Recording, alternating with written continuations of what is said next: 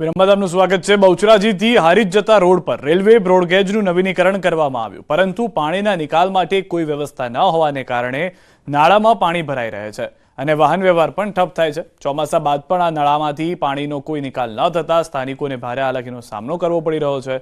તો સાથે આ નાળામાં ઊંડા ખાડા પણ પડી ગયા છે, જેના કારણે વાહન ચાલકો ભારે પરેશાની ભોગવી રહ્યા છે। રસ્તો હોવા છતાં લોકો પાસેના રેલવે ટ્રેક પરથી પસાર થવું પડે છે, જ્યાં ફાટક ન હોવાથી ગમે ત્યારે અકસ્માત થવાની સંભાવના પણ રહેલી છે। સ્થાનિકો આ સમસ્યાનું ઝડપથી નિવારણ લાવે તેવી માંગ કરી રહ્યા છે।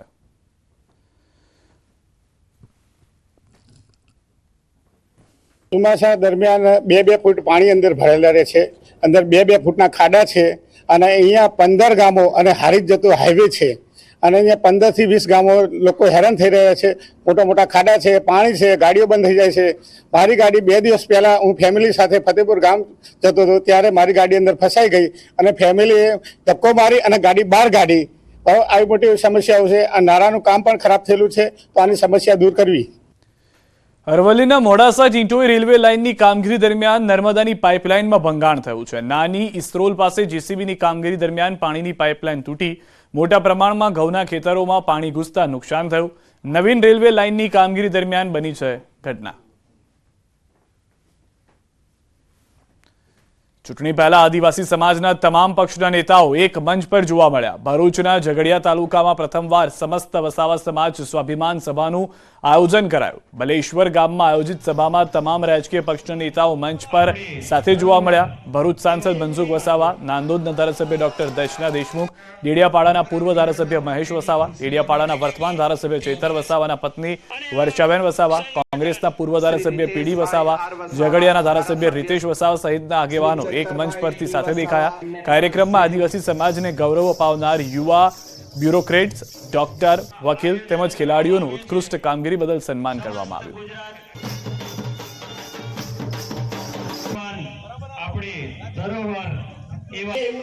દેશ એક મજબૂત ભારત બની રહ્યો છે, તો એમાં વસાવા સમાજ, આદિવાસી સમાજ પણ પાછળ ના રહી જાય એના માટે વસાવા સમાજના બધા જ આગેવાનો પાર્ટી પોલિટિક્સથી ઉપર ઉઠીને એક સંગઠિત થઈને આ કાર્યક્રમ કરી રહ્યા છે। આ કાર્યક્રમ ખૂબ જ આવનારા દિવસોમાં અસરકારક અને પ્રભાવી અને નિર્ણાયક વસાવા સમાજ માટેનો કાર્યક્રમ છે। વિશ્વગુરુ બનાવવા માટે વસાવા સમાજનું પણ એક એમાં યોગદાન રહેશે અને અમે સૌ સાથે મળીને સહભાગી થઈને ભારત માતાને સર્વોચ્ચ સ્થાને શિખરે બેસાડવા માટે વસાવા સમાજનું જે બી ઉત્થાન કરવાનું આવશે, જે બી જીવન ધોરણ ઊંચું કરવાનું આવશે, એમાં અમે સૌ સાથે મળીને એમાં સહભાગી થઈશું।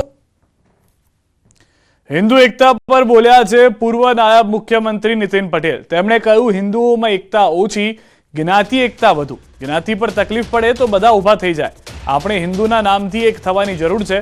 આપણા દરેક સમાજમાં યુવક યુવતીઓની સંખ્યા ઓછી છે, તે એક ચિંતાનો વિષય છે। દરેક હિન્દુ ધર્મની આપણી જ્ઞાતિઓથી બનેલો આપણો આખો સમાજ છે। કમનસીબે આપણે હિન્દુ એકતા ઓછી છે, જ્ઞાતિ એકતા બહુ છે। જ્ઞાતિ ઉપર કોઈ તકલીફ પડે તો બધા ઊભા થઈ જાય, દોડતા થઈ જાય, જે કરવાનું એ કરવાની તૈયારી કરે।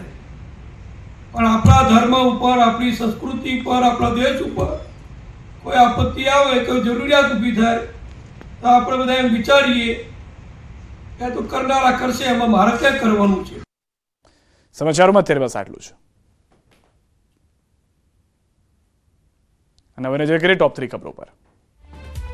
દીકરીઓના ભાગીને પ્રેમ લગ્ન મુદ્દે વિશ્વ ઉમિયા ફાઉન્ડેશનના પ્રમુખે વ્યક્ત કરી ચિંતા। કહ્યું, ઘરમાં યોગ્ય વાતાવરણ ન મળતા બની રહી છે આવી ઘટનાઓ। ઉત્તરાયણ પહેલા ચાઇનીઝ દોરીનો કહેર। સુરતમાં સચિન સાતવલા બ્રિજ પર બાઇક સવારને દોરીને કારણે ગળામાં પહોંચી ઈજા। ઉત્તરાયણ પહેલા રાજકોટમાં ઝડપાયો ચાઇનીઝ દોરીનો જથ્થો। 147 નંગ દોરી સહિત 3